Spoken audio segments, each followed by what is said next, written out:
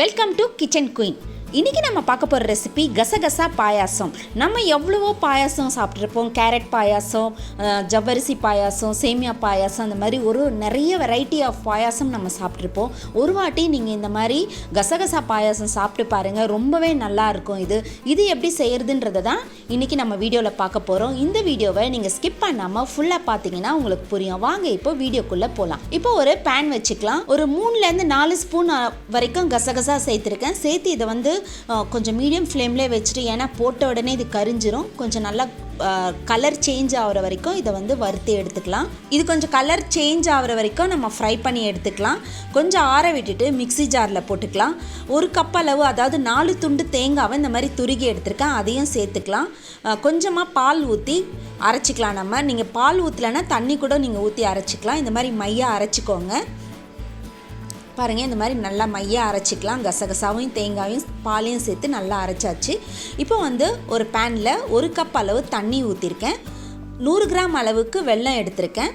இந்த வெல்லம் நல்லா கரையட்டும்.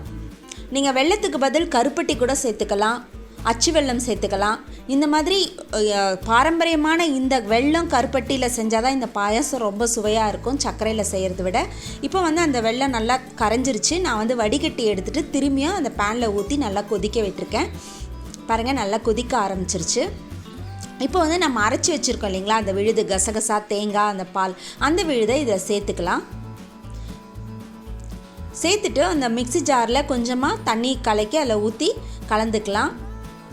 இது நல்லா கொஞ்சம் மீடியம் ஃப்ளேம்லேயே வச்சுட்டு நீங்கள் ஒரு 15 நிமிஷம் இதை வேக விடணும். ஹை ஃப்ளேமில் வச்சிங்கன்னா ரொம்ப சீக்கிரம் உங்களுக்கு அடியில் பிடிக்கிற மாதிரி ஆகிடும். அதனால் கொஞ்சம் மீடியம் ஃப்ளேமில் வச்சுட்டு ஒரு 15-20 நிமிஷம் கூட நீங்கள் அதை கொதிக்க விடலாம். நல்லா வெந்து வந்துடும். அது நீங்கள் கிளறி கொடுத்துக்கிட்டே இருக்கணும், இல்லைனா பிடிச்சிரும் அது. இப்போ நீங்கள் கிளறி கொடுக்கும்போது இந்த மாதிரி கொஞ்சம் ஓரத்துலலாம் பார்த்தீங்களா, கொஞ்சம் பிடிச்சி நம்ம சுரண்டி எடுக்கிற மாதிரி வரும். கொஞ்சம் நல்லா வெந்த பிறகு என்ன ஆகும்னா, லைட்டாக எண்ணெய் பிரிஞ்சு வர மாதிரி ரொம்ப இலகுவாக ஆகும். இப்போ நல்லா கொதிச்சிருச்சு. லைட்டாக கொஞ்சமாக ஒரு சிட்டிகை உப்பும் ஒரு 1/4 ஸ்பூன் அளவு ஏலக்காய் பொடியும் தூவிட்டு நல்லா கலக்கி விட்டுடலாம்.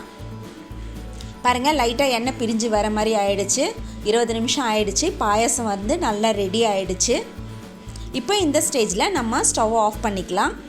இப்போ இந்த பாயாசத்துக்கான தாளிப்பை நம்ம ரெடி பண்ணிக்கலாம். ஒரு கடாய் வச்சுட்டு 1-1.5 ஸ்பூன் அளவுக்கு நெய் ஊற்றிக்கலாம். நெய் நல்லா காஞ்சதும் நான் முந்திரியும் பாதாம் பருப்பும் எடுத்திருக்கேன். நீங்கள் முந்திரி பருப்பு இல்லை கிஸ்மிஸ் பழம் எந்த நட்ஸ்னாலும் நீங்கள் எடுத்துக்கலாம். எடுத்துகிட்டு நல்லா ஃப்ரை பண்ணி எடுத்துக்கோங்க. கோல்டன் ப்ரௌன் ஆனவுடனே இறக்கிக்கலாம். இப்போ இந்த பாயாசத்தில் நம்ம அந்த தாளிப்பை சேர்த்துக்கலாம். அவ்வளோதாங்க, நம்மளுடைய கசகசா பாயாசம் சூப்பராக ரெடி ஆகிடுச்சு. நீங்களும் இதை உங்கள் வீட்டில் ஒரு வாட்டி செஞ்சு பாருங்கள். உங்களுடைய ஃபீட்பேக்கை என்னுடைய கமெண்ட் பாக்ஸில் போடுங்க. உங்களுக்கு இந்த வீடியோ ரொம்ப பிடிச்சிருந்ததுன்னா உங்கள் ஃப்ரெண்ட்ஸ்க்கெல்லாம் ஷேர் பண்ணுங்கள், லைக் பண்ணுங்கள், கமெண்ட் பண்ணுங்கள். நம்முடைய சேனலை சப்ஸ்கிரைப் பண்ணாதவங்க சப்ஸ்கிரைப் பண்ணிக்கோங்க. பக்கத்தில் இருக்க பெல் பட்டனை மறக்காமல் கிளிக் பண்ணிக்கோங்க. மீண்டும் உங்களை அடுத்த ரெசிபியில் சந்திக்கிறேன். அன்டில் தென் பாய்.